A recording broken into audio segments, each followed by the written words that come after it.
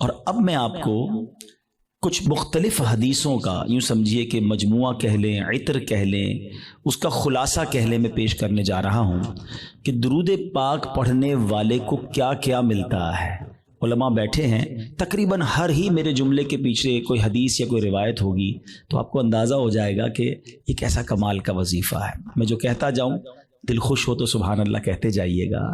اگر آپ چاہتے ہیں کہ آپ کی روزی میں برکت ہو تو درود پاک پڑھیے، اگر آپ چاہتے ہیں کہ بیماریاں دور ہو جائیں تو درود پاک پڑھیے، آپ چاہتے ہیں آپ کی ٹینشن ریلیز ہو جائے آپ درود پاک پڑھیے، آپ چاہتے ہیں ذلت و رسوائی سے بچیں تو درود پاک پڑھیے، آپ چاہتے ہیں آپ کی عزتوں میں اضافہ ہو جائے تو درود پاک پڑھیے، آپ چاہتے ہیں کہ مرتے وقت کلمہ نصیب ہو اور نبی پاک کا دیدار ہو جائے تو درود پاک پڑھیے، بلکہ آپ یہ چاہتے ہیں کہ قبر میں بھی نور مصطفیٰ سے میری قبر جگمگائے تو درود پاک پڑھیے، قیامت کے دن نبی پاک کے پرچم تلے اٹھنا چاہتے ہیں تو درود پاک پڑھیے، آقا کے ہاتھوں جام کوثر پینا چاہتے ہیں تو درود پاک پڑھیے، بلکہ سنیے آقا کے ساتھ جنت میں داخل ہونا چاہتے ہیں تو درود پاک پڑھیے، مدینے جانا ہے تو درود پاک پڑھیے، خواب میں سرور کائنات علیہ الصلوۃ والسلام کی زیارت کرنی ہے تو درود پاک پڑھیے۔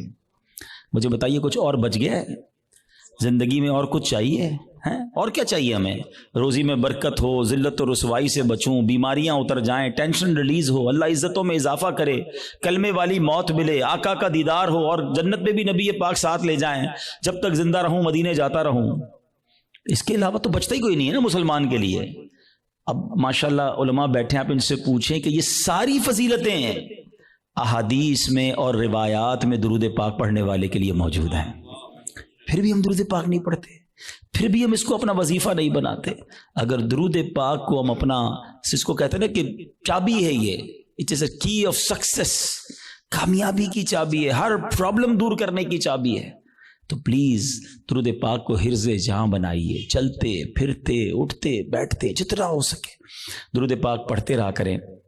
بلکہ وہ شاعر بہت خوبصورت بات لکھتے ہیں کہ ہر درد کی دوا ہے صلی علی محمد، ہر درد کی دوا ہے صلی علی محمد، تعویذ ہر بلا ہے صلی علی محمد۔ تو ہمارا تو کام یہ ہے کہ بس کسی پرابلم میں پڑھتے رہیں انشاءاللہ، بلکہ پرابلم آنی نہیں ہے اگر آپ درود پاک کثرت سے پڑھ رہے ہوں گے۔ میرے پیارے اسلامی بھائیوں، آج جس موضوع پہ میں نے بات کرنی ہے وہ بڑا سینسٹیو اور بڑا اہم ٹاپک ہے۔ ہم نارملی اپنی زندگی میں بہت ساری چیزوں کی حفاظت کرتے ہیں، چیز جتنی قیمتی ہوتی ہے اس کی حفاظت بھی ہم اس قدر زیادہ کرتے ہیں۔ نارمل سا موبائل جیب میں ہو تو فکر نہیں ہوتی، قیمتی موبائل ہو تو بندہ ہر تھوڑی دیر بعد ہاتھ لگا رہا ہوتا ہے جیب میں، ہے نا؟ گاڑی قیمتی ہو تو بندہ لاک کر کے بعض اوقات ڈرائیور کھڑا کر کے آتا ہے، پیسے تھوڑے سے ہوں تو جیب میں رکھتا ہے، زیادہ ہو تو لاکر میں یا بینک میں رکھتا ہے۔ جتنی چیز قیمتی ہوتی چلی جاتی ہے، ہمارا کانشیس لیول بھی، جو ہمارا حفاظت کا ذہن بھی بڑھتا چلا جاتا ہے۔ ہماری زندگی میں ہماری نیکیوں کی، ہمارے اعمال کی کتنی اہمیت ہے، کبھی ریئلائز کیا آپ نے؟ اول تو شیطان ہمیں نیکیاں کرنے نہیں دیتا، وہ چاہتا ہی نہیں ہم نیکیاں کریں، اور اگر کوئی نیکیاں کر لیتا ہے تو پھر اب اگلا وار شیطان کا یہ ہوتا ہے کہ کسی طرح اس کی نیکی برباد کرا دی جائے، اس کی نیکی ڈیلیٹ کروا دی جائے۔ ذرا اس کو ایک میں آپ کو یوں سمجھے کہ صورتحال آپ کے سامنے رکھتا ہوں، جس سے آپ کو یہ بات اور سمجھنے میں آسانی ہو جائے گی، پھر میں اپنے ٹاپک کی طرف آؤں گا۔ کہ ایک شخص تھا اور اس کے یہاں بچی کی ولادت ہوئی۔ ماں باپ کے یہاں جب بچی پیدا ہوتی ہے تو ماشاءاللہ محبت بھی لوگ کرنے والے کرتے ہیں، اور پھر اس کی پلاننگ بھی کرتے ہیں کہ بچی جب بڑی ہوگی تو میں نے اس کی خیر خواہی کرنی ہے، اس کی شادی کرنی ہے۔ تو اس شخص نے سوچا کہ کیوں نہ میں اپنی بچی کی شادی کے لیے، اس کے اچھے مستقبل کے لیے کچھ پیسے جمع کروں۔ اس نے ایک گھر میں صندوق بنایا اور روزانہ کے، مثال کے طور پہ سمجھاتا ہوں کہ روزانہ کے 100 روپے یا 200 روپے وہ اس صندوق میں ڈالنے لگا۔ اس نے کہا 20 سال میں تو پتہ نہیں کتنے پیسے ہو جائیں گے، سارے کام آسان ہو جائیں گے۔ 100 روپے 200 روپے روز ڈالتا تھا۔ کبھی کبھی جی چاہتا تھا کوئی اچھی چیز خریدے، کوئی باہر کا کھانا کھائے، مگر کہتا نہیں، بچی والے پیسے ڈالنے۔ اپنے دل کو مارتا رہا اور پیسے ڈالتا رہا۔ 20 ایئرز، 20 سال گزر گئے، صندوق بھر گیا۔ اس نے سوچا صندوق تو بھر گیا ہوگا، اب بچی بھی بڑی ہو گئی، کہا اب تو اس کی شادی کرنی ہے. اور اب اس والد نے اس باکس کو کھولا, سارے گھر والوں کو جمع کیا کہ آؤ میری 20 سال کی جو جمع پونجی ہے آج اس کو مل کے کاؤنٹ کرتے ہیں, ہزاروں لاکھوں روپے ہوں گے. جیسی صندوق کھولا نا, اس کا دل ہل گیا کہ ہوا یہ تھا کہ صندوق لکڑی کا تھا, اس میں کہیں سے ایک سوراخ ہو چکا تھا, اور اس سوراخ سے دیمک اندر آئی, اور اس کی 20 سال کی جو کمائی تھی وہ سارے نوٹ وہ دیمک کھا چکی تھی. مجھے صحیح بتائیں, اپنے آپ کو اس کی جگہ رہ کر سوچیں کہ جس نے 20 سال تک اپنے پیٹ کاٹ کر, اپنی خواہشوں کو مار کر اپنی بچی کے لیے پیسے جمع کیے, اور جب 20 سال بعد اس کو خرچ کرنے کا موقع آیا, اس کو تکلیف کتنی ہوئی ہوگی کہ یار سب ختم, اب میں کہاں سے لاؤں گا. یہ تکلیف یقیناً بہت زیادہ ہے. مگر میں آج جس ٹاپک پر بات کرنا چاہتا ہوں نا, دیکھیں 20 سال بعد بھی کسی سے پیسے تو ادھار لے سکتا ہے نا, دوبارہ کما سکتا ہے, کچھ نہ کچھ سولوشن کر سکتا ہے. مگر اس شخص کی مایوسی اور اس شخص کی تکلیف کا اندازہ کیجئے کہ جو شخص زندگی بھر نمازیں پڑھتا رہا, سردی میں اٹھ کے وضو کر کے نمازیں پڑھتا رہا, رمضان میں روزے رکھتا رہا, حج بھی کیے, زکاتیں بھی دی, بہت بار شیطان نے بہکانے کی کوشش کی, وہ لڑتا رہا شیطان سے کہ نہیں میں نے گناہ نہیں کرنے. اور جب اللہ کی بارگاہ میں قیامت کے دن پیش ہو تو اسے امید ہوگی کہ میرے پاس حج ہیں, عمرے ہیں, نمازیں ہیں, سجدے ہیں, تلاوت ہے, روزے ہیں. اور جب بارگاہ الہی میں اس کے نامہ اعمال کھولے جائیں اور اس کو کہا جائے کہ جاؤ تمہارے پاس کچھ بھی نہیں ہے, null and void, delete it. سوچئے اس دن اس کی شرمندگی, حسرت کا عالم کیا ہوگا. اس دن تو کوئی چانس بھی نہیں ہوگا نا کہ دوبارہ نہیں کیا کر لے, ادھر تو دوبارہ کما سکتا ہے وہ شخص.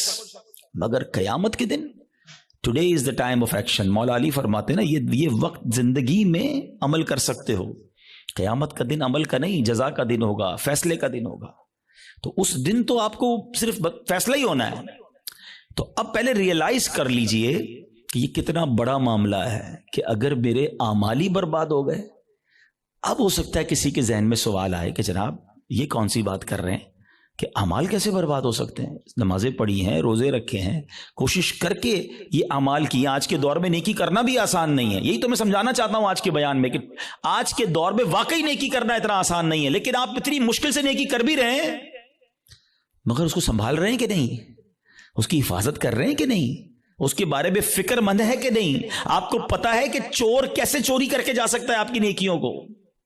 یہی میرا آج کا ٹاپک ہے. اور اب آپ دوبارہ ذہن میں سوال آ رہا ہوگا کہ بھائی بتائیں تو صحیح وہ کون سے اعمال ہیں کہ جن سے نیکیاں برباد. میں قرآن و حدیث سے آج آپ کے سامنے کچھ اعمال ایسے رکھوں گا, کچھ کام ایسے رکھوں گا کہ جس کو کرنے والے کے بارے میں فرمایا کہ اس کے اعمال برباد کر دیے جاتے ہیں. سب سے جس کو کہیں کہ اہم ترین معاملہ پتہ ہے کیا ہے, کہ انسان کا ایمان چھن جائے. جس کا ایمان چلا گیا نا, اب اس کا کوئی عمل اس کے کام نہیں آئے گا, چاہے اس کی زندگی سجدوں سے بھری ہوئی ہو, چاہے اس نے بہت نمازیں پڑھی ہوں, ساری زندگی روزے رکھے ہوں, ایمان نہیں تو کچھ بھی نہیں. اور یہ بات قرآن کہتا ہے. اللہ کا کلام کیا فرماتا ہے سنیے. رب کریم قرآن میں ارشاد فرماتا ہے وَمَن يَرْتَدِدْ مِنْكُمْ عَنْ دِينِهِ فَيَمُتْ وَهُوَ كَافِرٌ فَأُولَئِكَ حَبِطَتْ أَعْمَالُهُمْ فِي الدُّنْيَا وَالْآخِرَةِ وَأُولَئِكَ أَصْحَابُ النَّارِ هُمْ فِيهَا خَالِدُونَ. اب اس کا ترجمہ سنو. اور تم میں جو کوئی اپنے دین سے پھرے پھر کافر ہو کر مرے تو ان لوگوں کا کیا اکارت گیا, دنیا میں اور آخرت میں سب ضائع ہو گیا, اور وہ دوزخ والے ہیں, انہیں اس میں ہمیشہ رہنا ہے. ایک بات یاد رکھیے گا, یہ ہمیں بعض اوقات سمجھ نہیں آتی کہ یار بندہ مسلمان ہو کے کافر کیسے ہو سکتا ہے, ایمان والا ہو کے ایمان سے کیسے نکل سکتا ہے. یہ بات تو آپ کو پتا ہے نا کہ دنیا میں سب سے زیادہ جو تیزی سے مذہب پھیل رہا ہے وہ کون سا ہے؟ اسلام ہے. The most growing religion on earth. اس پوری کائنات میں سب سے تیزی سے الحمدللہ اسلام پھیل رہا ہے. لیکن یہ ون وے ٹریفک نہیں ہے کہ اگر کوئی مسلمان ہو سکتا ہے غیر مسلم تو مسلمان بھی اسلام سے خارج ہو سکتا ہے. ٹھیک ہے, ایک حدیث پاک سناتا ہوں تاکہ یہ بات اور کلیئر ہو جائے گی. حدیث پاک کا مضمون ہے, نبی پاک علیہ الصلوۃ والسلام نے فرمایا کہ اولاد آدم مختلف طبقات میں, مختلف کیٹیگریز میں پیدا کی گئی ہے. 4 کیٹیگریز, 4 قسم بیان کی نبی پاک نے. فرمایا ایک پہلی قسم وہ ہے کہ بعض مومن پیدا ہوتے ہیں, ایمان والی زندگی گزارتے ہیں, اور ان کا خاتمہ بھی ایمان پر ہوتا ہے. ہم اللہ سے دعا کرتے ہیں کہ اللہ اس کیٹیگری میں ہمیں شامل رکھے، کیونکہ اللہ نے مسلمان ماں باپ دیے، ایمان والی زندگی دی ہے، اللہ ایمان والی موت عطا فرمایا ہے۔ لیکن سیکنڈ کیٹیگری نبی پاک نے فرمایا کچھ لوگ کافر گھرانے میں پیدا ہوتے ہیں، حالت کفر پر زندہ رہتے ہیں اور حالت کفر پر ہی ان کی موت ہوتی ہے۔ بہت بڑی تعداد میں ایسے لوگ ہیں جو غیر مسلموں کے یہاں پیدا ہوتے ہیں، کفر والی زندگی گزارتے ہیں، کفر پر بھی مر جاتے ہیں۔ تیسری کیٹیگری سنو، اللہ کے نبی فرماتے ہیں کچھ لوگ کافر پیدا ہوتے ہیں، کافروں والی زندگی گزارتے ہیں، مگر ان کا خاتمہ ایمان پر ہو جاتا ہے نا۔ کئی لوگ جو مرنے جو دنیا میں مسلمان ہو رہے ہیں، یہ کیا ہے؟ کافر تھے نا، غیر مسلم تھے، کلمہ پڑھا مسلمان ہو گئے، بڑی اچھی بات ہے۔ مجھے ایک واقعہ یاد آ گیا، ہانگ کانگ میں دعوت اسلامی والے جو تھے، وہ ہمارے مبلغین کسی مریض کی عیادت کے لیے ہاسپٹل میں گئے۔ دعوت اسلامی کے تو طریقہ کار میں بھی شامل ہے اور ہمیں بھی جانا چاہیے، مریض کی عیادت سنت ہے۔ تو وہ لوگ وہاں عیادت کرنے گئے تو برابر میں بستر پر ایک 70 سال کا ہانگ کانگ میں ایک بوڑھا شخص غیر مسلم وہ بھی لیٹا ہوا تھا، علاج کروانے آیا تھا۔ جب وہ واپس جانے لگے اس نے اشارہ کیا ذرا ادھر آئیے گا۔ وہ ادھر گئے تو کہا تم لوگ کون ہو؟ چہرے پہ داڑھی تھی، سر پہ امامہ تھا۔ کہا مسلمان ہیں۔ کیوں آئے تھے؟ کہا ہمارا ایک دوست ہے وہ بیمار تھا، اس کو دیکھنے آئے تھے۔ اچھا مسلمان کیا ہوتا ہے، اسلام کیا ہوتا ہے؟ 7 8 10 منٹ بات چیت ہوئی، اسلامی بھائیوں نے اس کو دعوت دی کہ آپ بھی مسلمان ہو جائیں۔ ہسپتال کے بستر پر وہ بوڑھا شخص کلمہ پڑھ کر مسلمان ہو گیا۔ مگر اس سے بڑھ کر جو جس کو کہتے ہیں نا ایمان افروز بات یہ تھی کہ اگلے چند گھنٹوں بعد اس کا انتقال بھی ہو گیا۔ یعنی اس کے مقدر میں ایمان تھا تو اسپتال کے بستر پر بھی اس تک ایمان پہنچ گیا۔ یہ حدیث کا جو تیسرا حصہ ہے نا، سمجھو کہ کچھ لوگ کافر گھرانے میں پیدا ہوتے ہیں یا کافر ہوتے ہیں، پیدا ہی کافر کفر پر ہوتے ہیں، پوری زندگی کفر پر گزرتی ہے، مگر ان کا خاتمہ ایمان پر ہوتا ہے۔ اب نبی پاک علیہ الصلوۃ والسلام نے فرمایا چوتھی کیٹیگری یہ وہ لوگ ہوتے ہیں جو مسلمان گھرانے میں پیدا ہوتے ہیں، مومن پیدا ہوتے ہیں، اسلام والی زندگی گزارتے ہیں، مگر ان کا خاتمہ کفر پر ہوتا ہے۔ یہ چوتھی کیٹیگری ڈرانے والی ہے۔ اس سے سمجھنا ہوگا کہ ہمارے پاس کوئی گارنٹی نہیں کہ میں ایمان سلامت لے کر جاؤں گا۔ ایک بڑی پیاری حدیث بچے کو یاد ہے، انما الاعمال بالنیات، ہے نا، اعمال کا دار و مدار نیتوں پر۔ ایک اور حدیث ہے انما الاعمال بالخواتیم، اعمال کا دار و مدار خاتموں پر ہے، خاتمہ ٹھیک ہونا ضروری ہے۔ ہم اس کی تو میں سے بہت ساروں کو تو فکر ہی کوئی نہیں کہ یار اچھا اس کی بھی فکر کرنی ہے، اس پر بھی کوئی بات کرنی ہے، اس کی بھی کوئی سیکیورٹی کرنی ہے۔ سوچئے نا۔ اچھا پھر اب یہ حدیث آپ نے سن لی، قرآن کی آیت سن لی، صحابہ نے بھی سنی، اولیاء نے بھی سنی، خود نبی پاک کا ایٹیٹیوڈ کیا تھا؟ اللہ کے حبیب علیہ الصلوۃ والسلام کی بڑی مشہور دعا ہے، یا مقلب القلوب ثبت قلبی علی دینک، اے دلوں کو پھیرنے والے میرے دل کو اپنے دین پر ثابت قدمی عطا فرما۔ اللہ کے نبی دعا کر رہے ہیں جن کے صدقے ہمیں دین ملا ہے۔ ہم تو نعت میں پڑھتے ہیں نا، تیرے صدقے میں آقا سارے جہاں کو دین ملا، وہ آقا دعا کر رہے ہیں کہ اے اللہ میرے دل کو تیرے دین پر ثابت قدمی عطا فرما۔ ہمارا کیا حال ہونا چاہیے؟ ہمیں ہر وقت کی فکر ہونی چاہیے، مگر nobody care about it، بات بھی نہیں کرتا کوئی۔ اعمال کو بچانے کے لیے سب سے پہلے ایمان کو بچانا ہوگا۔ اچھا اب دوسرا سوال آتا ہے کہ ٹھیک ہے حضرت سمجھ آ گیا کہ ایمان کی حفاظت کی فکر کرنی چاہیے، ایمان بڑی سینسٹیو چیز ہے۔ اب یہ بھی بتائیے کہ ایمان چلا کس چیز سے جاتا ہے؟ ہاں یہ اہم کوسچن ہے کہ ایمان سے بندہ خارج کیسے ہو سکتا ہے؟ اچھا پھر شیطان ہے نا، ابھی بھی ہو سکتا ہے کسی کے ذہن میں یہ بات ڈال رہا ہوگا یار کیسی عجیب سی بات کر رہے ہیں مولانا صاحب، 50 سال کا تو ہو گیا، 60 سال کا ہو گیا، ساری زندگی کلمہ پڑھا اور اب ایمان سے بھی جا سکتا ہوں۔ جناب یہ بات پہلے سمجھنی ہوگی۔ میں آپ سے ایک سوال کرتا ہوں، 70 سال کوئی بے ایمان رہا، غیر مسلم رہا، صدق کے دل سے کلمہ پاک پڑھے، مسلمان ہو جائے گا؟ ایمان میں داخل ہو جائے گا؟ ایک جملہ ہی ہے نا، مگر دل سے کہا 70 سال کی کفر کی زندگی ایک طرف، ایمان میں آتے ہی پچھلے گناہ بھی معاف ہو جاتے ہیں۔ تو کیا کوئی 70 سال مسلمان رہ کر کوئی ایک جملہ ایسا کہہ دے ہیں معاذ اللہ، اللہ کی توہین کا، اللہ کے نبی کی توہین کا، اسلام کی توہین کا، جس کو کفریہ کلمات کہے جاتے ہیں، تو وہ بھی اسلام سے خارج ہو سکتا ہے۔ تو سب سے پہلے تو زبان کی احتیاط ہے۔ تھنک بیفور یو ٹاک، بات کرنے سے پہلے سوچو میں کیا بول رہا ہوں، یہ کہیں اس گفتگو میں میرا ایمان تو غارت نہیں ہو جائے گا۔ تو آج یہ خیال ہی نہیں ہے، اب اس پہ بڑی بڑی سازشیں ہوئی ہیں فلموں کے گانے ایسے بنائے گئے، کامیڈی شو ایسے بنائے گئے، یہ کامیڈینز یا فلموں کے گانے یا جناب دوستوں میں ہنسی مذاق، کبھی دوزخ کا مذاق، کبھی جنت کا مذاق، کبھی معاذ اللہ فرشتوں کا مذاق. ہماری لمٹ ہے، ہم مسلمان ہیں، ہماری باؤنڈری ہے. لوگ کہتے ہیں یار ریڈ لائن ہوتی ہے. بھائی ریڈ لائن مسلمان کی یہ ہے کہ وہ ان باتوں پر گفتگو نہیں کر سکتا، اس کا مذاق نہیں اڑا سکتا. ایک حد ہے ہماری نا، ہم جو چاہیں منہ میں بول دیں گے. دنیا میں کئی ایسے ملک ہیں جہاں کسی ادارے کے خلاف بات نہیں ہو سکتی، کسی پرسنالٹی کے خلاف بات نہیں ہو سکتی، ہم اس کو فالو کرتے ہیں. مگر ہم اسلام کے بارے میں، دین کے بارے میں جو منہ میں آیا کہہ رہے ہوتے ہیں. تو یاد رکھیں، شیطان تو چاہتا ہی یہی ہے. الٹیمیٹ گول پتہ ہے شیطان کا کیا ہے؟ کہ میں اور آپ غیر مسلم ہو کر قبر میں جائیں. وہ مرنے سے پہلے بھی آتا ہے، آخری وقت بھی بندے کے پاس آتا ہے کہ کسی طرح اس کا ایمان چھین لوں. اتنا خطرناک دشمن ہے وہ ہمارا، اور ہم سکون کی نیند سو رہے ہیں، ہمیں فکر ہی کوئی نہیں ہے. پھر دوسرا جو ایک پرابلم ہے جس کی وجہ سے ایمان برباد ہو سکتا ہے، وہ ہے گناہوں کی عادت. روایتوں میں آتا ہے کہ جب بندہ ایک گناہ کرتا ہے نا، اس کے دل پر ایک سیاہ نقطہ لگ جاتا ہے، اور جب وہ بار بار گناہ کرتا ہے تو وہ ایک نقطہ ایک وقت آتا ہے کہ پورا دل ہی کالا ہو جاتا ہے. جب دل کالا ہو جاتا ہے تو اس پر نصیحت کی بات ہی اثر نہیں کرتی ہے. پھر شیطان کے لیے بڑا آسان ہوتا ہے اس کا ایمان چھیننا.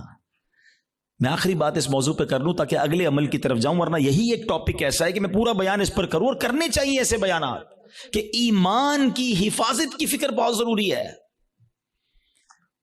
کہ اب آپ غور کریں، شیطان جو ہے نا، میں نے جیسے بتایا کہ وہ ہمارا پکا دشمن ہے اور ہمیں آخری وقت میں ہمارا ایمان چھیننا چاہتا ہے.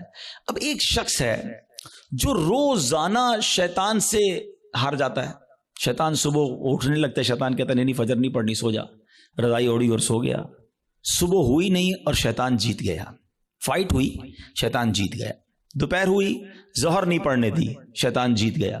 مارکیٹ میں گیا، بے پردہ عورت گزری، شیطان نے کہا دیکھ لے، دیکھ لیا، شیطان جیت گیا. موبائل اٹھایا، حرام دیکھ لے، بری ویب سائٹ دیکھ لے، دیکھ لی، شیطان جیت گیا. کاروبار کرنے لگا، شیطان نے کہا جھوٹ بول دے، جھوٹ بولا، شیطان جیت گیا.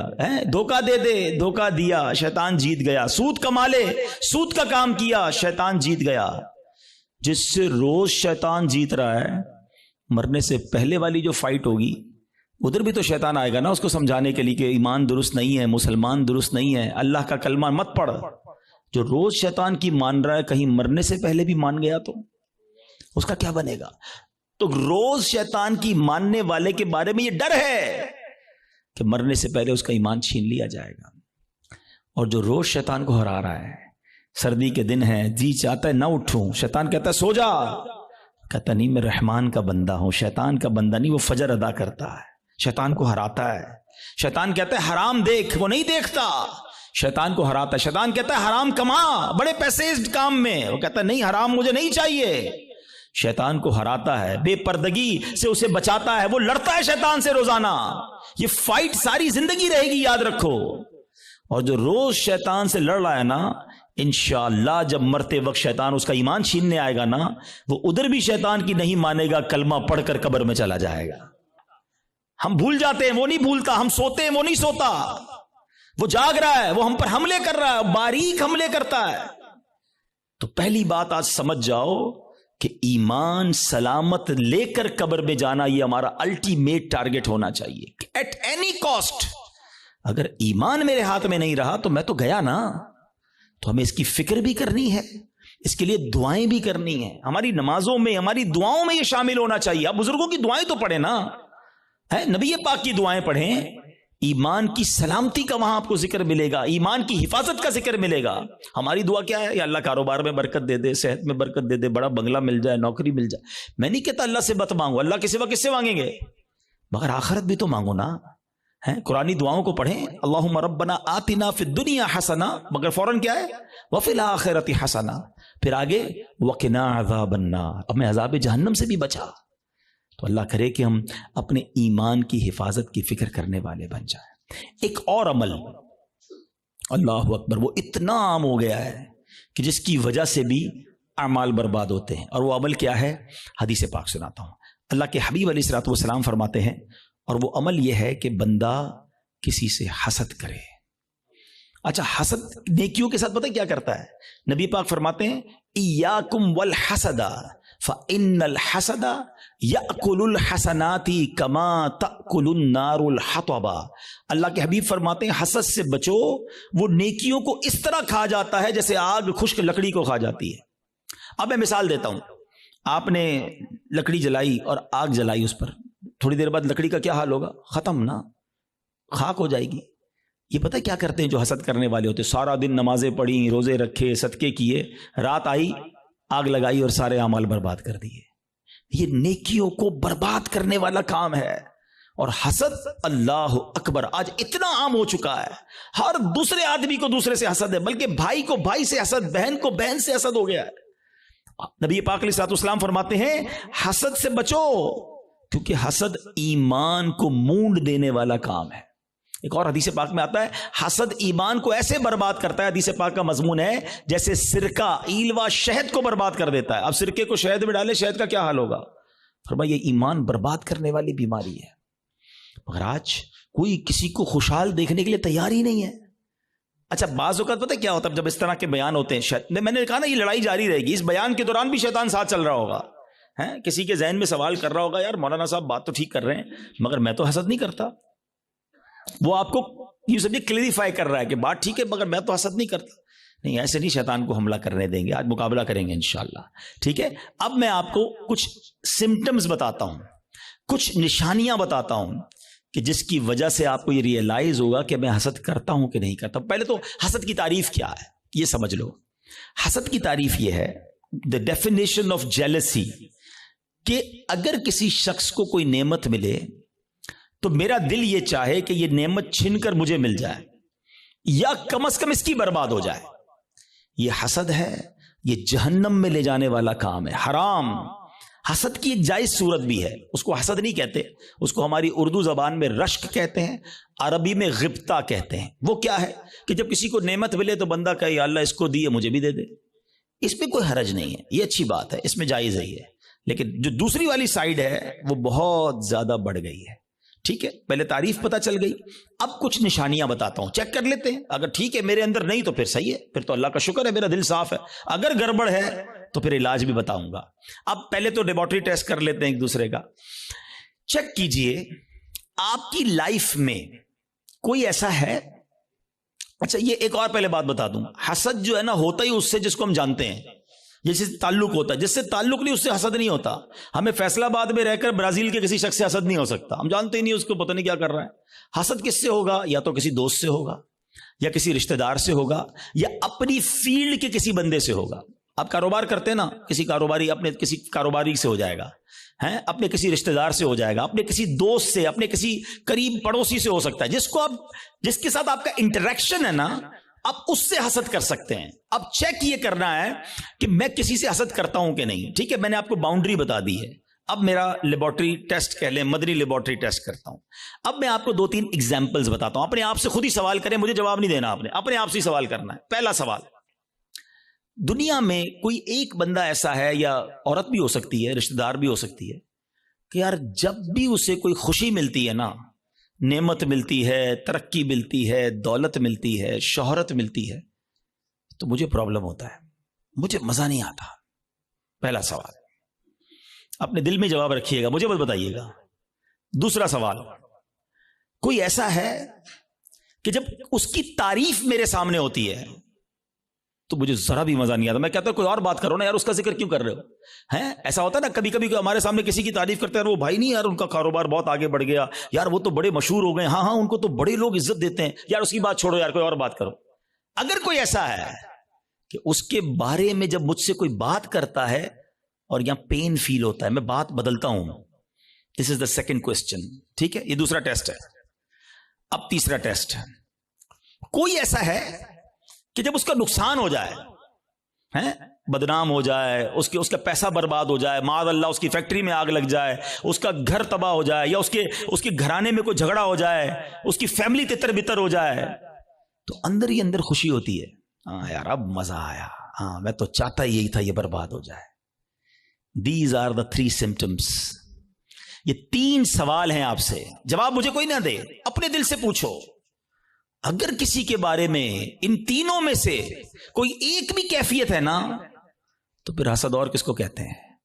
جناب آپ بیمار ہو چکے ہیں, ڈاکٹر کہتا ہے نا آپ کے ٹیسٹ کے بعد شوگر ہو گئی ہے بھائی, بلڈ پریشر ہو گیا, اب ہن احتیاط کرو, تو تسی ہن احتیاط کرو, تواڈے دل وچ حسد آ گیا ہے. اگر ان تینوں میں سے کوئی ایک بات کا جواب ہاں میں آ رہا ہے اور کوئی بندہ یا کوئی رشتہ دار عورت یا فیملی کا کوئی ممبر ذہن میں آ رہا ہے, آپ کو پتہ ہے اتنا مکار ہے شیطان, بہن کو بہن سے حسد کرا دیتا ہے. کیسے؟ ایک بہن خوشحال ہے اپنے سسرال میں, دوسری بیچاری غریب ہے, اب اس کے دل میں ڈال دے گا یہ ترقی کر رہی ہے, میں پیچھے رہ گئی, برباد. نیکیاں اچھا جس سے حسد کر رہے ہیں نا ہم اس کا بگاڑ کچھ نہیں سکتے. ایک اور بات سن لینا, آج حسد اتنی خطرناک بیماری ہے کہ حسد ہو گیا تو جل خود ہی رہا ہوں میں, اس کا کچھ نہیں بگڑ رہا, وہ ترقی کیے جا رہا ہے, نہ رات کو نیند آ رہی ہے, اسی کے بارے میں سوچی جا رہا ہوں, دل الگ جل رہا ہے. قیامت کی آگ تو الگ ہے, ابھی سے دل جل رہا ہے. یہ اتنی خطرناک بیماری ہے. حسد کے دنیاوی سمٹمز بتاؤں آپ کو, ہمیں بہت سارے لوگ ملتے ہیں آ کر کان میں کہتے ہیں, کبھی پرچی دیتے ہیں, نیند نہیں آتی, سکون نہیں ہے, میں سوچتا بہت ہوں. جس کو بھی یہ پرابلم ہے نا چیک کر لے, اس نے کسی نہ کسی کا حسد پالا ہوا ہے, کیونکہ وہ ترقی کیے جا رہا ہے, تمہاری نیند اڑتی جا رہی ہے, تم سوچتے ہی اس کے بارے میں ہو. پرابلم ہوتی ہے یار, ایک اور فیکٹری, ایک اور بنگلہ لے لیا, ایک اور کوٹھی لے لی, ایک اور گاڑی لے لی. ارے بھائی لے لی تو تمہیں کیا پرابلم ہے؟ اتنی خطرناک یہ بیماری ہے کہ چین نہیں لینے دیتی بندے کو. یہ سوچئے گا, یعنی اس کے دنیاوی نقصان بھی ہے نا, میں اپنی فیملی سے ڈسٹرب ہو گیا, میں اپنی لائف سے ڈسٹرب ہو گیا کیونکہ میں نے کسی کا حسد دل میں پال لیا. یار اس کو تو میرے محلے میں کوئی نہیں جانتا تھا, آج یہ پوری دنیا میں پاپولر ہو گیا, اس کو اتنی عزت کیسے مل گئی, میں بھی تو ایک. اچھا یہ پتہ ہے صرف عام لوگوں میں نہیں, یہ علماء میں حسد ہو جاتا ہے, نعت خوانوں میں آپس میں حسد ہو جائے گا. جو جس فیلڈ کا ہوگا نا, ہم جس فیلڈ کے, ہمیں اپنی فیلڈ والے سے حسد ہو سکتا ہے. اچھا اس کا بیان اتنا اچھا ہو گیا, اس کی آواز اتنی اچھی ہو گئی. شیطان مردود, کہ کوئی خوبصورت ہوتا ہے اس سے حسد ہو جاتا ہے, بہت ساری چیزوں سے حسد ہوتا ہے, دولت سے, شہرت سے, خوبصورتی سے, طاقت سے, اقتدار سے, کوئی بھی نعمت ملے. اچھا اب سمر ٹیسٹ ہو گیا, لیبورٹری ٹیسٹ کا رزلٹ اپنے پاس ہی رکھیے گا, ٹھیک ہے. اب خدا نہ خواستہ میرے کسی بھائی کو اگر حسد ہو گیا ہے تو اس کو کلیریفائی کرنے کا طریقہ بھی بتا دیتا ہوں, اس کا علاج بھی بتا دیتا ہوں. اس کا علاج یہ ہے کہ سب سے پہلے تو آپ یہ ریئلائز کریں کہ مجھے حسد کس سے ہوا ہے. اچھا حسد کس سے ہوا اور کیوں ہوا ہے؟ کسی کے مال سے ہو جاتا ہے, کسی کی خوبصورتی سے ہو جاتا ہے, کسی کی شہرت سے ہو جاتا ہے, واٹ ایور, کوئی ریزن ہوگا نا, وہ ریزن پہلے آپ ریئلائز کر لیں. پہلا طریقہ یہ ہے, پہلا علاج یہ ہے کہ آپ اللہ سے دعا کریں کہ اللہ میرے دل کو حسد سے پاک کر دے, میرے دل کو گندگی سے پاک کر دے, دل کی ساری بیماریوں سے پاک کر دے. ایک تو دعا ہے, اللہ کریم ہے, قبول فرما لے گا تو دل پاک ہو جائے گا. دوسرا دعا میں اس بندے کو بھی شامل کر لیں کہ اللہ اس کے مال میں اور برکت دے دے. اگر وہ اس کے حسن سے پرابلم ہے, اللہ اس کے حسن میں اور برکت دے دے. اس کی شہرت سے پرابلم ہے, اللہ اس کی شہرت میں اور برکت دے دے. ہاں ہے یہ تھوڑا مشکل, یہ اینٹی بائیوٹک ہے نا, علاج ہو رہا ہے نا.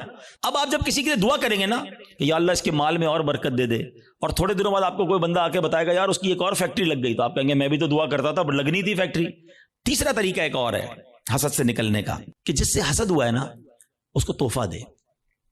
حدیث پاک کا مضمون ہے تحفہ دو محبت بڑھے گی.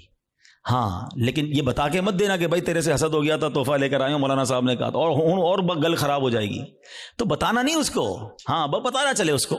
اچھا ایک بات اور سمجھ لو آپ, جس سے حسد ہوا ہے نا اس کو کوئی پرابلم نہیں ہے, پرابلم مجھے ہے, ٹھیک مجھے ہونا ہے. اس کو تو شاید نیکیاں مل رہی ہوں گی اگر کوئی اس کے بارے میں غیبت کر رہا ہے, بدگمانیاں کر رہا ہے. ہمیں اپنا علاج کرنا ہے, میرے اعمال بڑے تھوڑے ہیں. وہ شاعر کہتے ہیں نفس بدکار نے دل پر یہ قیامت توڑی, عمل نیک کیا بھی تو چھپانے نہ دیا. ایک تو نیکی ہوئی نہیں, ہوئی تو بچائی نہیں. تو دو باتیں ہو گئی آج کے بیان میں, ایمان کی حفاظت اور اپنے آپ کو حسد سے بچانا ہے. ایک اور عمل بڑا خطرناک ہے اور اس کو شرک اصغر کہا گیا, اور وہ بڑا باریک ہے, شیطان کا ایسا خطرناک وار ہے کہ پتہ بھی نہیں چلنے دیتا, اور وہ ہے ریاکاری. اچھا ریاکاری کیا ہے؟ دکھلاوا. بندے کو بڑا جی چاہتا ہے یار میں نیکی کروں نا, پتا تو چلے میں نے کیا کیا ہے, یار کمال ہے, اتنا اتنا اتنا چندہ دیا اور کوئی اعلان ہی نہیں, اتنے اتنے سجدے کیے, پتہ ہی نہیں کسی کو کہ کمرے کے اندر جا کے کتنے نفل پڑھتا ہوں, تہجد پڑھتا ہوں. تو اب نیکی کر, پہلے تو مشہور تھا نیکی کر دریا میں ڈال, اب تو نیکی کر فیس بک پہ ڈال, ہر چیز سوشل میڈیا پہ ڈالنی ہے. تو یہ جو دل کی چاہت ہے نا اندر سے, یہ سمجھو یہ بڑا باریک وار ہے, اور احادیث میں ریاکاری کے بارے میں اس قدر شدید روایتیں ہیں کہ اللہ کے حبیب علیہ الصلوۃ والسلام فرماتے ہیں کہ جب لوگ اپنے اعمال لے کر آئیں گے نا اللہ کی بارگاہ میں، اگین وہی والی بات، باکس والی بات یاد ہے نا کہ باکس کھولا تو کچھ نہیں، ریاکار جب اللہ کی بارگاہ میں اعمال لے کر آئیں گے تو ریاکاروں سے کہا جائے گا ان کے پاس جاؤ جن کے لیے تم ریاکاری کرتے تھے، انہی سے جا کے اپنا اجر لے لو۔ اللہ فرمائے گا میرے پاس کچھ بھی نہیں ہے، لوگوں کو دکھانا تھا نا، جاؤ ان سے جا کے لے لو اجر۔ ہمارا کیا ہوگا اگر ہمارے روزے، ہمارے حج، ہمارے عمرے، ہمارے صدقے اگر یہ کہہ دیا گیا؟ اور یہ اتنا باریک وار ہے شیطان کا کہ پتہ بھی نہیں چلتا، کہیں نہ کہیں بہانے سے ہم سے وہ ریاکاری کراتا ہے۔ وہ مشہور حدیث آپ نے کئی بار سنی ہوگی کہ قیامت کے دن اللہ کی بارگاہ میں سب سے پہلے ایک شہید کا فیصلہ ہوگا، اس سے کہا جائے گا تو نے کیا کیا؟ اللہ فرمائے گا میں نے تجھے اتنی نعمتیں دی، وہ مانے گا یا اللہ ہاں مجھے نعمتیں ملی، حدیث کا خلاصہ ہے۔ اللہ فرمائے گا تو نے کیا کیا؟ کہا یا اللہ میں نے تیری راہ میں جہاد کیا، لڑتے لڑتے شہید ہو گیا، جان دے دی تیری بارگاہ میں۔ یعنی آپ سوچو یار، جان دینے سے بڑھ کر تو کچھ نہیں ہے نا۔ مگر اللہ کی طرف سے کیا ارشاد ہوگا؟ تو جھوٹا ہے، تو نے اس لیے یہ عمل کیا کہ تجھے بہادر کہا جائے، مجاہد کہا جائے، تجھے کہہ لیا گیا۔ اے فرشتوں اس کو جہنم میں ڈال دو، شہید جہنم میں۔ کیوں؟ نیت اللہ کی رضا کی نہیں تھی نا، شہرت کی تھی، لوگوں کو پتا چلے۔ اب اللہ کی بارگاہ میں ایک سخی لایا جائے گا۔ اے اللہ کی راہ میں خرچ کرنے والوں غور سے سنو، وہ سخی اللہ کی بارگاہ میں لایا جائے گا۔ اللہ فرمائے گا میں نے تجھے بہت مال دیا، کہے گا ہاں یا اللہ تو نے مال دیا مگر میں نے تیری راہ میں دل کھول کر خرچ کیا۔ میں خلاصہ کہہ رہا ہوں، میں نے تیری راہ میں دل کھول کر خرچ کیا۔ ارشاد ہوگا کہ تو جھوٹا ہے، تو نے اس لیے کیا کہ تجھے سخی کہہ لیا جائے۔ اے فرشتوں اس کو بھی اٹھا کر جہنم میں ڈال دو۔ دنیا میں سخی مشہور ہو گئے تھے نا، بس اب جہنم میں جاؤ۔ تیسرا، قرآن کا قاری لایا جائے گا، علم سکھانے والا لایا جائے گا۔ اللہ کہے گا تجھے اتنی نعمتیں دی، وہ کہے گا ہاں مولا نعمتیں ملی، میں تو لوگوں کو علم پڑھاتا تھا، تیرا دین پڑھاتا تھا، قرآن پڑھاتا تھا۔ فرمایا تو جھوٹا ہے، تو نے اس لیے کیا کہ تجھے عالم کہا جائے، قاری کہا جائے۔ اے فرشتوں اس کو بھی اٹھا کر جہنم میں ڈال دو۔ کبھی بھی سیٹسفائی نہ ہوا کریں، پلیز ٹرائی ٹو انڈرسٹینڈ۔ شیطان مردود پہلی کوشش یہ کرتا ہے ہماری نیکیاں نہ ہوں، اور دوسری کوشش یہ کرتا ہے کہ اچھا نیکیاں کر لی نا، اب اس کو نل اینڈ وائڈ کیسے کروں، ڈیلیٹ کیسے کرواؤں، ضائع کیسے کرواؤں۔ ادھر ہم مار کھا جاتے ہیں، ادھر ہم سوچتے ہی نہیں ہیں۔ بڑا جی چاہتا ہے لوگوں کو پتا چلے اتنے حج کیے ہیں، اتنے عمرے کیے ہیں۔ ایکچولی ہماری تو روز لوگوں سے ملاقاتیں ہوتی ہیں نا، معذرت کے ساتھ کسی سے ملنے جاتے ہیں نا، سب جگہ نہیں لیکن کچھ جگہ ایسا ہوتا ہے کہ 15 منٹ کے اندر بندہ اپنی 15 سال کی نیکیاں گنواتا ہے کہ میں نے اتنے حج کیے ہیں، الحمدللہ ہر سال عمرے پہ جاتے ہیں، سرکار نے بڑا کرم کیا ہے، تہجد کی نماز کی بڑی پابندی ہے، تو رجب شعبان کے روزے بھی رکھتا ہوں، تو فلاں علاقے میں بھی ہم غریبوں کی مدد کرتے ہیں، تو فلاں بھی۔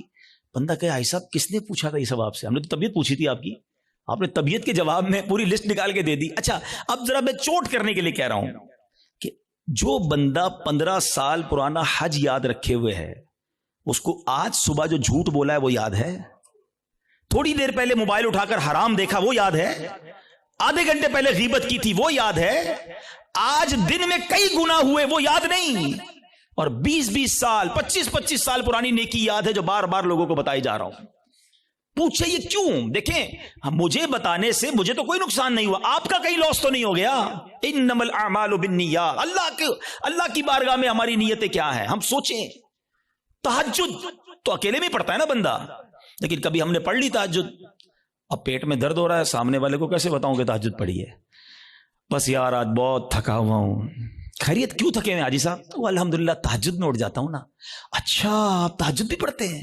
اور ہوں دل وچ ٹھنڈ پہ گئی، اینو پتا چل گیا اسی تہجد گزار نے، وہ نہیں بلو ٹک آتا ہے واٹس ایپ پہ میسج ریسیو، ہمیں لگتا ہے میری عبادت اس کو ریسیو ہو گئی، اور ساڑھے دل وچ ٹھنڈ پہ گئی، اور اللہ کے بندے ریسیو بھی ہو گئی، ادھر سے ڈیلیٹ بھی ہو گئی۔ کیوں بتانا ہے؟ میں جانوں میرا رب جانے ہے۔ یہ سمجھو بات کو، یہ بڑی باریک شیطان کا وار ہے۔ مسجد میں چندہ دیں، امام صاحب کو اسپیشل پرچی جاتی ہے، ذرا حاجی صاحب کے لیے اعلان کریں، ذرا کولر لگایا حاجی صاحب نے، مسجد کے پنکھے فلاں حاجی صاحب نے لگائے، قالین فلاں حاجی صاحب نے۔ کیوں؟ آپ قالین لگا دیں، رب ثواب دینے والا ہے۔ میں ہر کسی اچھا اب اگین میں دیکھیں ہر اپنے ٹاپک میں شیطان کا ایک وار بھی انکلوڈ کر رہا ہوں۔ ابھی شیطان پتہ کیا وار کر رہا ہوگا؟ ہائے ہائے اتنا مردود ہے نا یہ. اس بیان میں بھی ہمیں کوئی اور بندہ یاد دلا رہا ہوگا, یہ عبدالحبیب بھائی صحیح کہہ رہے ہیں, یہ فلاں آدمی ہے نا مسجد میں اعلان کرواتا ہے, وہ فلاں آدمی ہے نا نیکیاں بڑی بتاتا ہے, وہ ہمیں کوئی اور یاد دلا رہا ہوگا, ہمیں اپنے بارے میں فیصلہ نہیں کرنے دے گا. ہمارے پاس کوئی پیرامیٹر نہیں ہے کہ ہم کسی کو ریاکار کہہ سکیں, کیونکہ اگر نیکی کوئی اعلانیہ اس لیے کر رہا ہے کہ لوگوں کو ترغیب ملے تو اس کو ثواب ہے. کیا ہے انما الاعمال بالنیات, میں اپنے دل کو تو چیک کر لوں, ہم اپنے دل کو سب چیک کریں, رائٹ لیفٹ نہیں دیکھنا.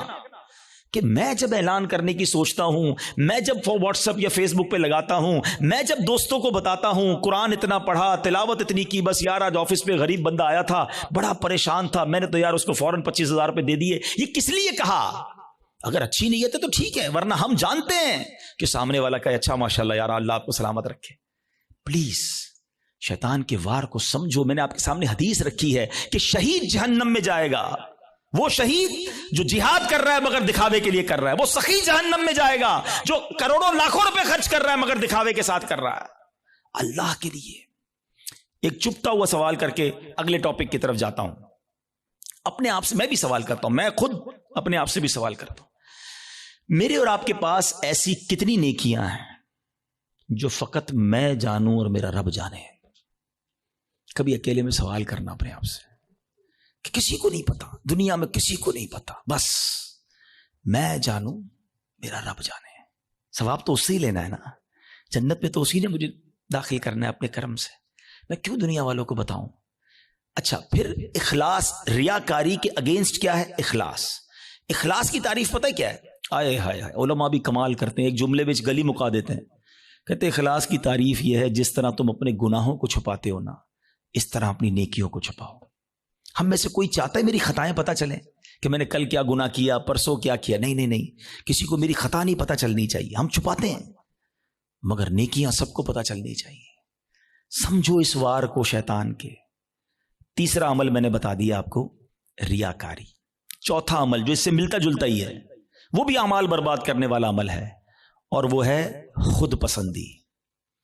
انسان جو ہے نا اپنے اندر اپنے آپ کو بہت کچھ سمجھنے لگتا ہے. حدیث پاک میں آتا ہے خود پسندی 70 سال کے عمل کو برباد کر دیتی ہے. آئے ہائے, میں 70 سال نمازیں پڑھوں, 70 سال روزے رکھوں, صدقے خیرات کروں, اور ایک خود پسندی میرے سارے اعمال برباد کر دے. ایک بزرگ کے بارے میں آتا ہے, اپنے بچے کے ساتھ کہیں سفر پر جا رہے تھے, تو جب سفر پر جا رہے تھے تو سرائے خانہ آیا, رات کو سو گئے قافلے والوں کے ساتھ. باپ بیٹے اٹھے اور تہجد کی نماز پڑھی. جب تہجد پڑھی نا تو بیٹے نے ابو کو کہا, ابو یہ کیسے لوگ ہیں, سارے سوئے ہوئے ہیں, کوئی بھی نہیں اٹھا تہجد کے لیے. تو والد نے بیٹے کو بڑا کمال کا جواب دیا کہ بیٹا تو بھی سویا رہتا تو اچھا ہی تھا. سمجھ آئی بات؟ یہ جملہ بڑا کمال کا ہے. آپ تہجد پڑھ کر دوسروں کو حقیر سمجھنے لگے نا, اور اپنے آپ کو میں نے تہجد پڑھی, دیکھو یار یہ سب سو رہے ہیں. یہی تو خود پسندی ہے کہ اپنے آپ کو کچھ سمجھ رہے ہیں, اس کا اپنا ہی کمال سمجھ رہے ہیں, اللہ کی عطا نہیں سمجھ رہے اسے. خود پسندی نہیں آنی چاہیے. 70 سال کے عمل برباد کرنے والا میں نے عمل آپ کے سامنے رکھا ہے. اب میں آخری بات, ایسے بہت سارے اعمال ہیں لیکن ظاہر ایک بیان میں سارے تو نہیں ڈسکس کر سکوں گا نا. میں کوشش کروں گا یا کوشش کر رہا ہوں کہ وہ اعمال زیادہ ڈسکس کروں جو بہت زیادہ پینیٹریٹ کر گئے, وہ ہمارے درمیان آ چکے ہیں اور ہماری نیکیاں برباد ہو رہی ہیں اس سے. Try to understand, try to secure your good deeds. اچھے اعمال کو بچانے کی فکر کرو نا, ہے ہی تھوڑے, اور وہ بھی برباد ہو گئے تو بنے گا کیا میرا؟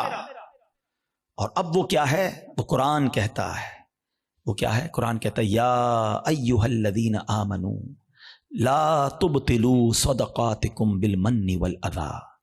اے ایمان والو اپنے صدقے باطل نہ کرو احسان جتا کر اور تکلیف دے کر. یہ بھی بہت بڑا مسئلہ ہے.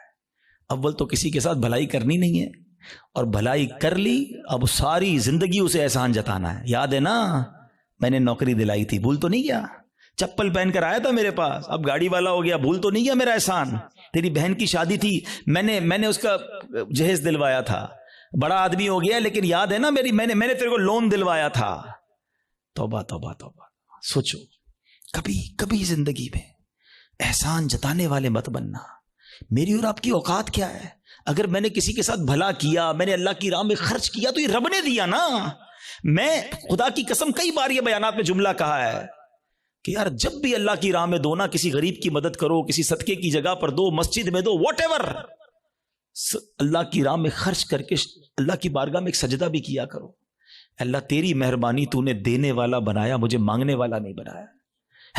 آج میرا کوئی ملازم، میرا کوئی غریب رشتہ دار میرے دروازے پر آ کر کہے کہ بھائی جان میری بچی کی شادی ہے اور مجھے فرنیچر چاہیے، ہم احسان جتائیں گے؟ سوچو میں بھی کسی کے دروازے پر کھڑا ہو سکتا تھا، مجھے آج اللہ نے دیا ہے نا، اگر نہ دیا ہوتا تو میں بھی اپنی بچی کی شادی کے لیے کسی کے دروازے پر کھڑا ہوتا، میں بھی کسی دوست کے پاس جاتا کہ ماں ہاسپٹل میں اور علاج کے پیسے نہیں ہیں. یہ صرف میرے رب کی مہربانی ہے کہ لوگ میرے پاس آ رہے ہیں اور میں انہیں دے کر جتاؤں گا. نہ کرو ایسا، اللہ کے لیے مدد کیا کرو، اللہ کا شکر بھی ادا کیا کرو. یہ سارا صدقہ ضائع ہو جائے گا. آپ مسجد میں دے کر، مدرسے میں دے کر، دینی کاموں میں دے کر رسید بھی لے لیں، مگر رسید تو رہ جائے گی، ثواب چلا گیا اگر آپ کی نیت دکھاوے کی ہے، آپ کی نیت اللہ کی رضا کی نہیں ہے. یہ صدقے باطل ہو جائیں گے. قرآن کہتا ہے نا. میں جب بھی یہ بات بیان کرتا ہوں مجھے ایک واقعہ یاد آ جاتا ہے کہ ایک بار میں بزنس مین ہے، ان کے گھر گیا، کافی بڑا ان کا بنگلو ہے. ہم بیٹھے تھے تو ان کا ملازم چائے لے کر آیا. جیسی ملازم آیا نا چائے لے کر، تو اس شخص نے پتہ ہے کیا کیا؟ کہتا ہے یہ میرا ملازم ہے، میں نے اس کو گھر بنا کے دیا ہے، اس کی بچی کی شادی کرائی ہے. آپ یقین کریں میں اتنا اندر ہی اندر شرمندہ ہو گیا کہ یار یہ کیوں یہ باتیں مجھے بتا رہا ہے، اس بندے کا کیا حال ہو رہا ہوگا، اور وہ ملازم دل ہی دل میں کتنا رو رہا ہوگا کہ یار صاحب نے ایک بار میری مدد کی ہے، ہر مہمان کو سناتے ہیں. یہ کیوں کرتے ہیں ہم؟ آپ نے کر دیا ٹھیک ہے، آپ دوسروں کو بتا کر اسے ذلیل کریں گے. یہی تو قرآن کہہ رہا ہے کہ اے ایمان والو اپنے صدقے باطل نہ کرو، احسان جتا کر، ایذا پہنچا کر. ہم تکلیف پہنچاتے ہیں بعض اوقات، مدد بھی کرتے ہیں اور اس کو اتنے تانے دیتے ہیں کہ وہ بیچارہ شرم سے پانی پانی ہو جاتا ہے، غریب ہے کر کچھ نہیں سکتا. یہ کبھی بھی اپنے اندر عادت نہیں ہونی چاہیے. بلکہ سچی بات بتاؤں، ہمیں تو یہ بھی نہیں امید ہونی چاہیے کہ یار میں کسی کو صدقہ دوں تو یہ میرے لیے دعا کرے، میرا نام لے کے دعا. ہم پتہ ہے کہ عمرے پہ بھیجتے ہیں کسی کو، جاؤ عمرے پہ جانا، ہر چکر میں میرے لیے دعا کرنا. ہم تو ساتھ فیس بھی رکھتے ہیں، اتنے عمرے کرنا، امی کے نام پہ کرنا، ابا کا. اور یار آپ کچھ بھی نہ بولو اس کو، وہ جا رہا ہے قدم قدم پر ثواب آپ کو مل رہا ہے. آپ کو بولنے کی ضرورت کیا؟ میرا رب سب جانتا ہے نا، اللہ جانتا ہے کہ نیت کدھر کی ہے. حضرت عائشہ صدیقہ رضی اللہ تعالی عنہا، حضرت ام سلمہ رضی اللہ تعالی عنہا، امہات المومنین ہے نا، کیا شاندار انداز ہوتا تھا. آپ اپنے غلام کو پیسے دیتی، فرماتی جاؤ کسی غریب کو دے آؤ، اور دیکھو غریب سے ہمارے لیے دعا نہ کرانا، اور اگر وہ ہمارے لیے کوئی دعا کر دینا تو وہ دعا نوٹ کر کے آنا. اب مثال کے طور پہ وہ غریب کو جا کے پیسے دیتے، غریب دعا کرتا کہ یا اللہ ان کی خیر ہو، رزق میں برکت ہو، وہ دعائیں لکھ کر لاتے. اور حضرت ام سلمہ اور بی بی عائشہ ہاتھ اٹھا کر اس فقیر کے لیے وہی دعائیں کیا کرتی جو انہوں نے ان کے لیے کی تھیں، اور فرماتی دعا کا بدلہ دعا ہو جائے، اجر اللہ سے لینا ہے. سبحان اللہ، کیا انداز ہے. صدقہ کریں، اللہ کی راہ میں خرچ کرو، مگر ایسے کرو کہ دائیں ہاتھ سے خرچ کرو، بائیں ہاتھ کو پتہ نہ چلے. وہی سوال اگین، ایسے کتنے اعمال ہیں میرے اور آپ کے پاس کہ میں جانوں اور میرا رب جانے. ہاں یقیناً کچھ نیکیاں ایسی ہوتی ہیں جو کھل کے کرنی چاہیے اور اس نیت سے کرنی چاہیے کہ لوگ کریں، لیکن دل کی کیفیت اپنے آپ سے پوچھ لیں. تو بہرحال میرے پیارے اسلامی بھائیو، آج کے اس مختصر سے بیان میں جو میں نے ٹاپک چوز کیا تھا کہ ہم اپنے اعمال کی حفاظت کی فکر کریں. ہم اپنے پیسوں کی، اپنی فیکٹری کی، اپنے گھر کی، اپنی گاڑیوں کی، سب کی حفاظت کی فکر کرتے ہیں کیونکہ وہ قیمتی ہیں. خدا کی قسم سب سے زیادہ قیمتی میرا ایمان ہے. ایمان نہیں تو کچھ نہیں، اور سیکنڈ پھر میرے اعمال ہیں، نیکیاں نہیں ہیں. قیامت کے دن اگر کہہ دیا گیا کہ تمہاری کوئی عبادت قبول نہیں تو پھر ہم کدھر جائیں؟